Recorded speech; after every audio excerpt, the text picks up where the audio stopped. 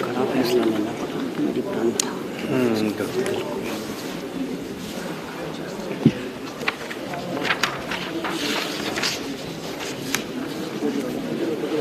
आपको ये नहीं पता कि एमएलए आने होते पीछे से बोलते नहीं बोलना बनाना उचित आपको कल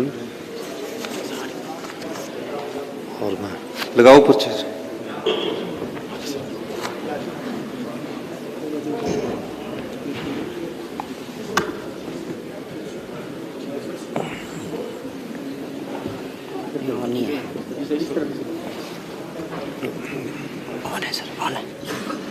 पता मैंने ऑफ किया चीफ सेक्रेटरी और नहीं चीफ सेक्रेटरी और फाइनेंस सेक्रेटरी बैठेंगे दोनों आने दो हेलो यहाँ बैठेंगे फाइनेंस सेक्रेटरी का तो काम ही नहीं था। चलो बुलाया मैंने किसने तो नहीं इंटरेस्ट किया नहीं दो इधर लगाओ जी 2 चेयर्स हो हम नहीं खड़े रहेंगे इसको तो बोलने देते ना डीपीआर तो बोलता रहेगा ना लेकिन थोड़ी सी चीज़ लगाना पड़ेगा चीफ सेक्रेटरी फाइनेंस सेक्रेटरी के एक इधर लगा दो नरेश की इसके पीछे लगा तीसरी चेयर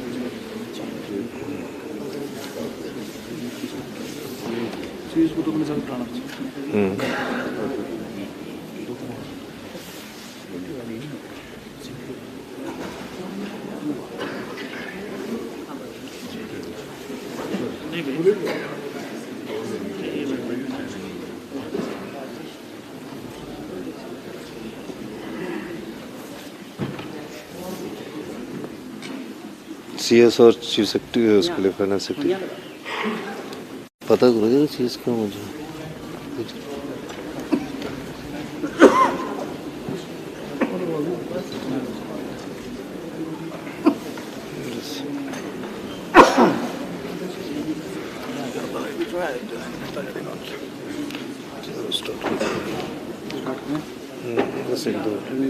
सीएस और फाइनेंस सेक्रेटरी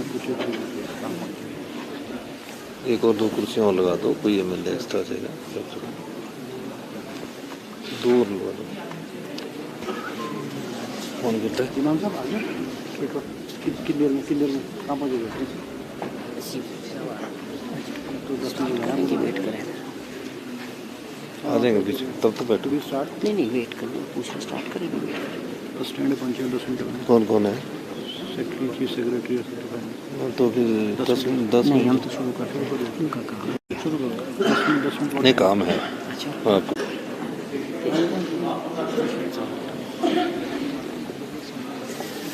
ये तो गर्म है बहुत थोड़ा ठंडा डाला आपने तो अपने साथ दूसरे लो यार दूसरा ग्लास लेना है बहुत गर्म है खाली ग्लास लो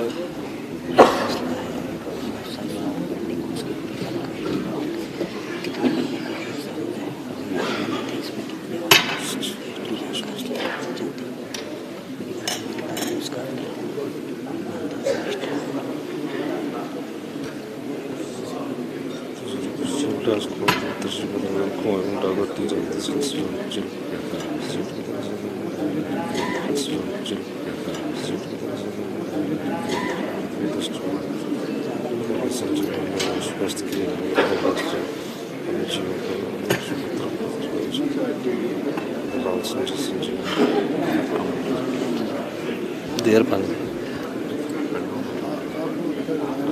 चलो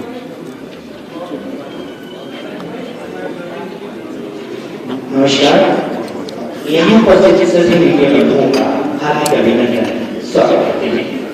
प्रतिनिधि माननीय मुख्यमंत्री कार्यपालन श्री सुखविंदर सिंह सुक्खू जी मुख्यमंत्री का पदभार ग्रहण करने के पश्चात आज औपचारिक रूप से पहली बार आपसे मुखातिब हो रहे हैं। इस अवसर पर उपस्थित हैं प्रधान सचिव मीडिया श्री दिनेश चौहान जी, मंचासीन माननीय विधायकगण, बेहतर कार्यक्रम मेरा साझा कर रहे हैं। माननीय मुख्यमंत्री जी से पत्रकार वार्ता को संबोधित कर अपने विचार साझा करने के लिए माननीय मुख्यमंत्री महोदय जी।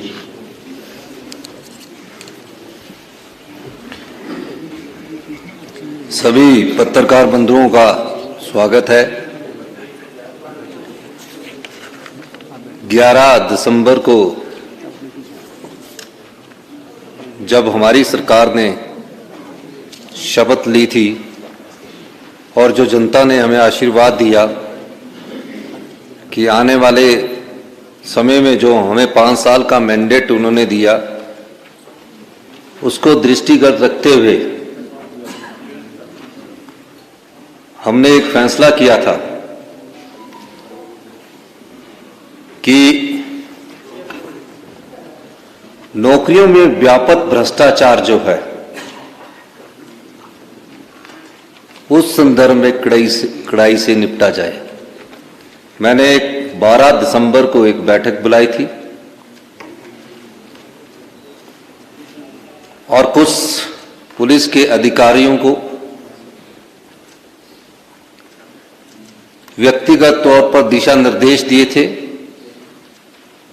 कि जो भी एग्जामिनेशन आने वाले समय में हो,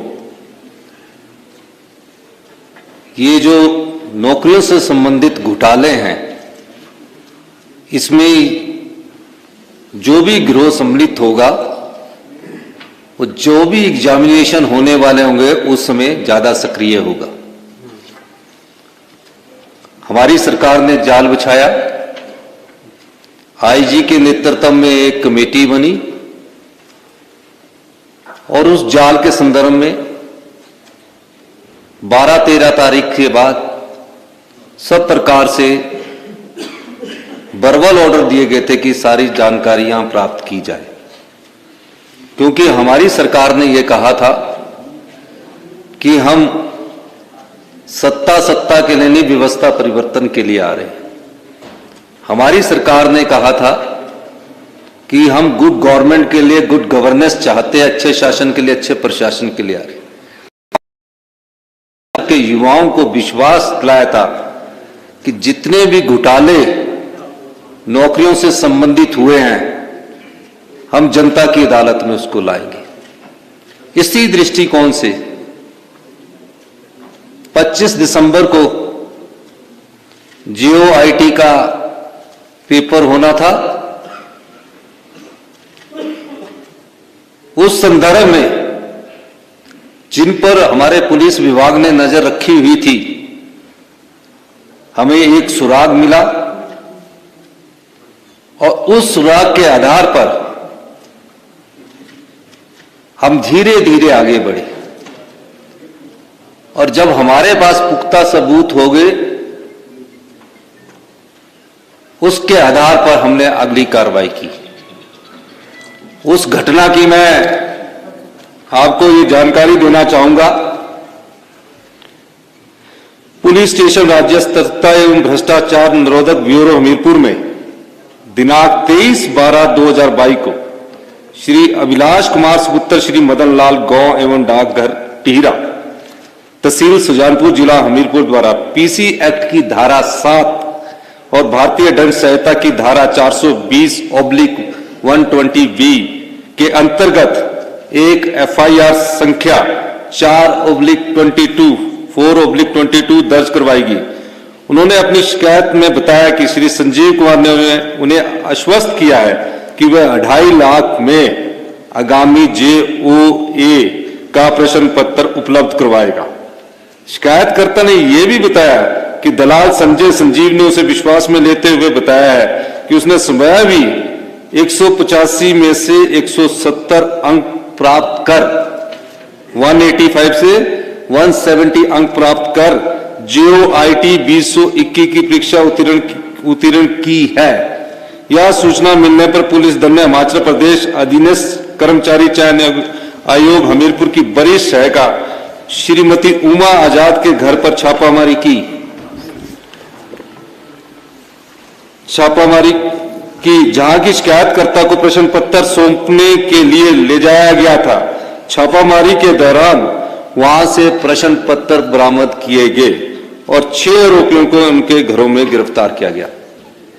ये तो 25 दिसंबर का जो प्रश्न पत्र था, उसके बाद के जो सबऑर्डिनेट सिलेक्शन में एग्जाम होने थे, जो अगले 25 दिसंबर के बाद जो और तिथियों की जो घोषणा थी, उसके तहत मैं कुछ जानकारियां आपको देना चाहता हूं।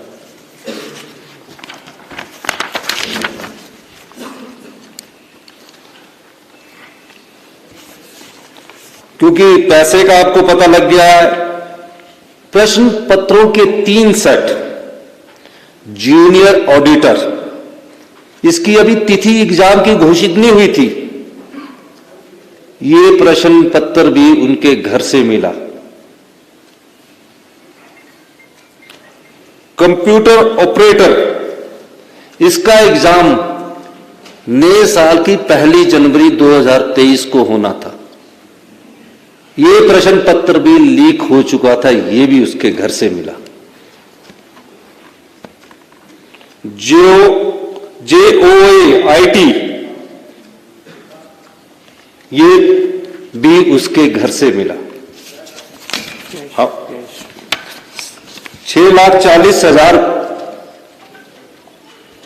रुपया उनके घर से मिला। और ये कोई छोटी बात नहीं है कि जो सबऑर्डिनेट सिलेक्शन बोर्ड के कर्मचारी थे, जो भी था,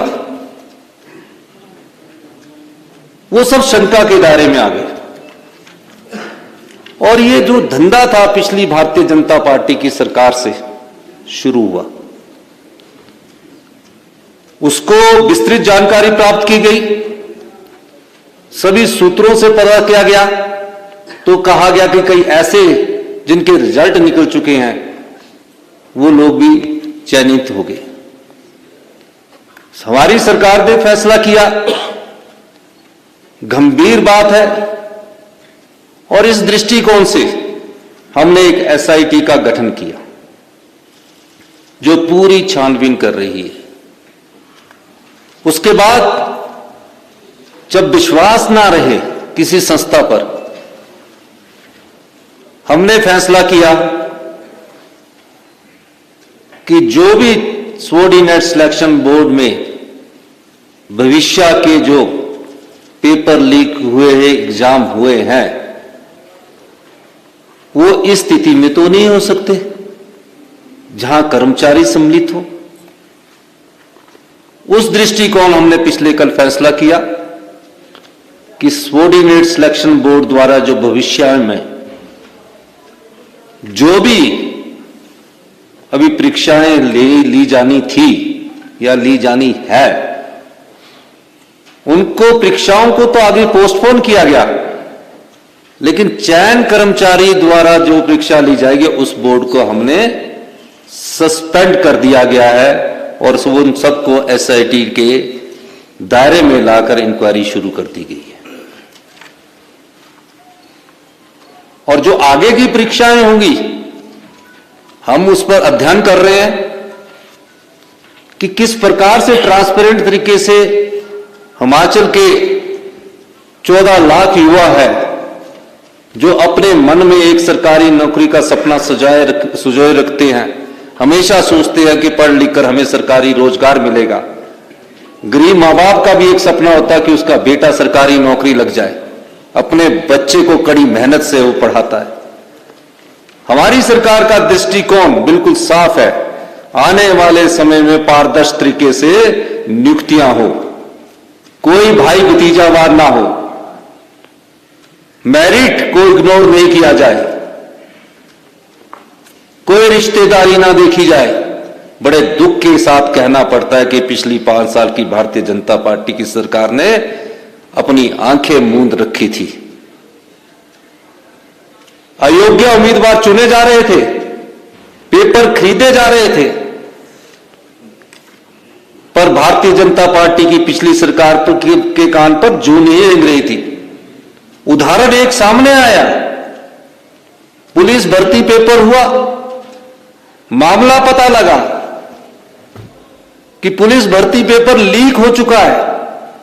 उससे पहले भी एक मामला सामने आया, विधानसभा के पटल पर हमारे सदस्यों ने आवाज उठाई कि पेपर लीक हो चुका है, लेकिन भारतीय जनता पार्टी ने अगर आंखें मूंद ली है उस सरकार ने, तो ये हिमाचल की जनता के साथ भारतीय जनता पार्टी की सरकार ने हिमाचल के लाखों युवाओं के साथ बहुत बड़ा धोखा किया है।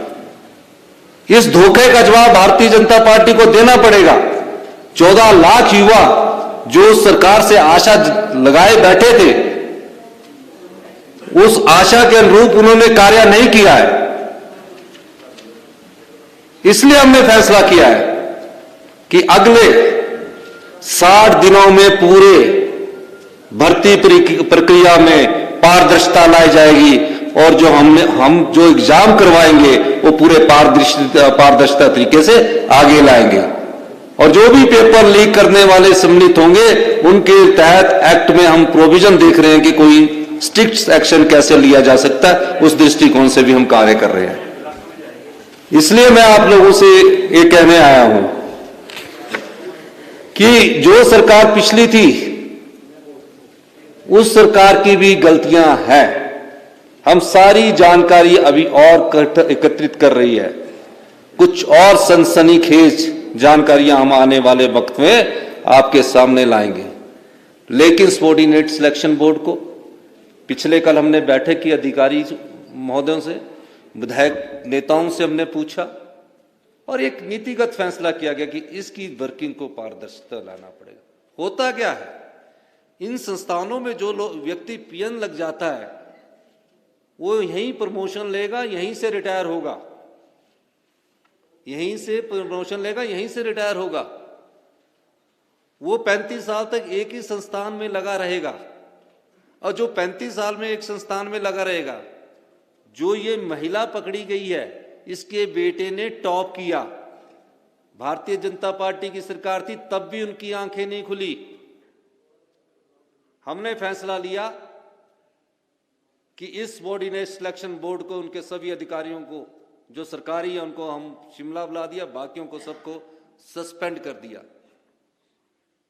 और हम आगे ये फैसला कर रहे हैं कि अगली जो चयन प्रक्रिया है उसमें पारदर्शिता लाई जाएगी और 60 दिन के अंदर जो इंटरव्यू कैंसिल हुए हैं उनको द्वारा से किस एजेंसी के द्वारा शुरू किया जाएगा उसका फैसला आने वाले वक्त में आपको बता दिया जाएगा। जिन भी युवा साथियों ने हिमाचल प्रदेश में रिटन एग्जामिनेशन पास कर चुके हैं, मेहनत करके रिटन एग्जामिनेशन पास कर चुके हैं, हम वो भी देखेंगे कि कहीं वहां भी कोई पेपर लीक की वारदात तो नहीं हुई है।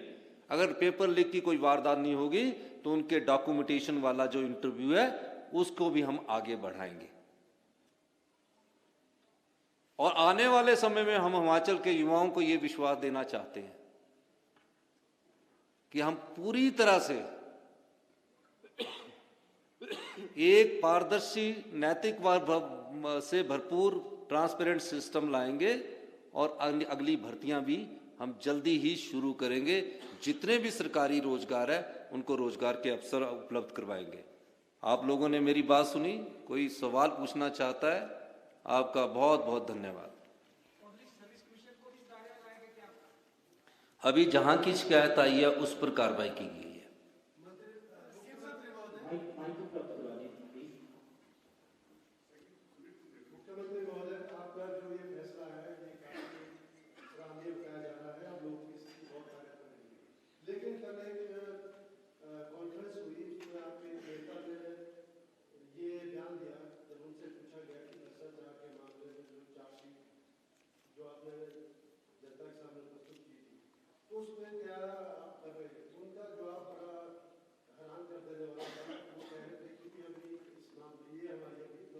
भ्रष्टाचार के जो भी मामले आएंगे, Congress party zero tolerance against corruption है, सब पर कार्रवाई की जाएगी। सर, ये जो आपने खास 60 दिन की बात की, थोड़ा सा इसको क्लैरिफाई करते हैं, क्योंकि जो बच्चे एग्जाम दे चुके हैं वो थोड़ा सा परेशान जरूर है कि हमारा रिजल्ट नहीं कर पाएगा। 60 डेज के अंदर आप इसको रिजल्ट आएगा उनका, या फिर 60 डेज लेंगे पूरी जांच की? जो बच्चे एग्जाम दे चुके हैं उनका परीक्षा परिणाम तो डॉक्यूमेंटेशंस पर है। किस प्रकार संस्था सबऑर्डिनेट सिलेक्शन बोर्ड लेगा, किस तरीके से लेगा, या पब्लिक सर्विस कमीशन लेगा, वो मॉडलिटीज तय की जा रही है। मेरा यह मानना है कि 25-30 दिन में हम सारी मॉडलिटीज तय कर देंगे और उसके आधार पर आगे की कार्रवाई करेंगे। आपने ये जो बात कही है कि पिछली सरकार की भूमिका रही है, इसमें जो सारा जाना है, जैसे आप पिछली सरकार का डाला है, किस तरह से थोड़ा सा देखिए, पिछली सरकार के समय पुलिस भर्ती लीक मामला हुआ, घोटाला हुआ, क्या कार्रवाई हुई? मुख्यमंत्री जी ने कहा कि हम सीबीआई इंक्वायरी करवाएंगे। कांग्रेस पार्टी में विधायक दल के साथ गवर्नर के पास देखी सीबीआई इंक्वायरी की नोटिफिकेशन तो करवा, तो जो दोषी थे उनको बचाने की कोशिश पिछली सरकार ने की। हमें जैसे ही पता लगा, हमने आते ही निर्देश दिया और उस पर कार्रवाई हुई। आज युवा के भविष्यों से खिलवाड़ किसने किया? अगर पीछे ही ये काम रोक देते तो आने वाले समय में इस प्रकार के घोटाले ना होते। हम सब प्रकार के घोटालों की जांच कर रहे हैं। हम ड्रग माफिया के खिलाफ घोटालों की जांच कर रहे हैं, हम वाइन माफिया के खिलाफ घोटालों की जांच कर रहे हैं।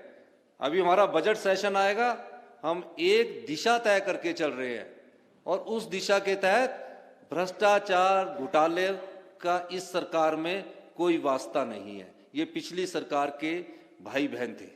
और सर, जब आप विपक्ष में थे, आप कहते थे कि पूर्व मुख्यमंत्री की अफसरशाही पर पकड़ कमजोर है।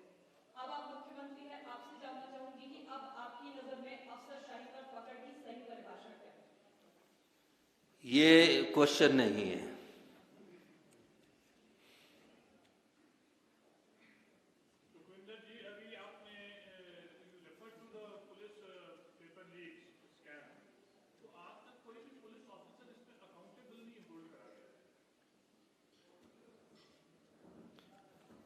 जैसे आप कह रहे हैं कि उसमें काफी लोग इन्वॉल्वमेंट थी या पहले सरकार की भी संगतता थी इसमें, पर पुलिस ऑफिसर्स के ऊपर आज तक कोई कार्रवाई क्यों नहीं हुई?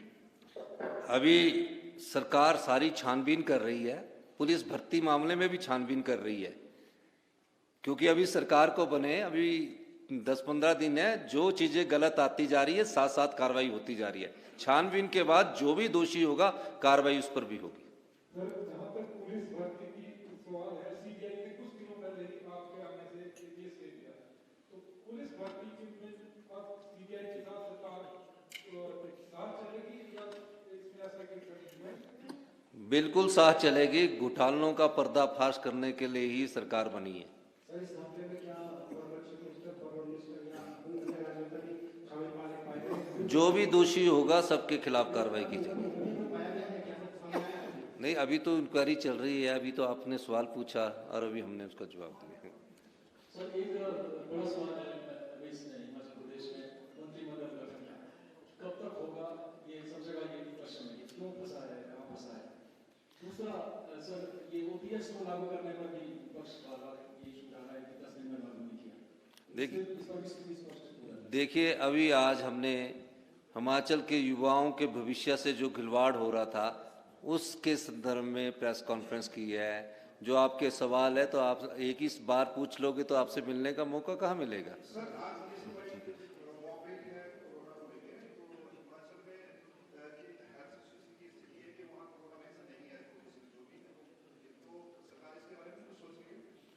नहीं, जहां भी ऐसी बात है आपने ध्यान में लाया, बिल्कुल गंभीरता से सोचा जाएगा। बहुत बहुत धन्यवाद।